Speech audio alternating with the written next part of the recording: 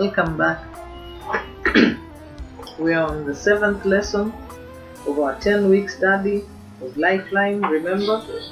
And the book is available from ICC Mombasa at 500 shillings only. You can get yourself a copy and study through with your team. It's an interesting thing to do, a very helpful one.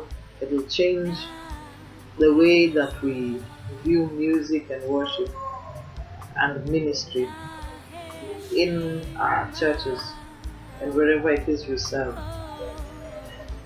So welcome to week 7, lesson 7.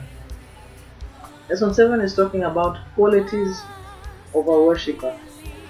And this lesson was adopted from votive praise. Votive praise have a lot of material on the internet. You can check it out. So, qualities of a worshipper. 2 Corinthians chapter 3 verse 2 says, "You yourselves are our epistle, written in our hearts, known and read by all men." Most people consider worshippers to be some kind of signpost or public figure. If you consider yourself to be a worshipper and as such a living signpost, what would matter a lot is which way the signpost points. Some point towards music, others to self, some others to style, and so on. And then there are the good ones, the ones who point toward God, helping us connect with Him and express our worship to Him. That's the kind of worshipper I strive to be.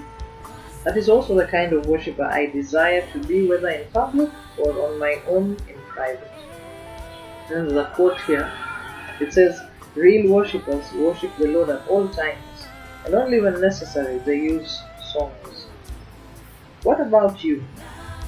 Do you want to be that standout worshipper who advances the praise of our God?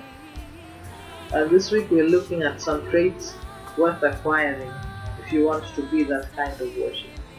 So welcome to week 7.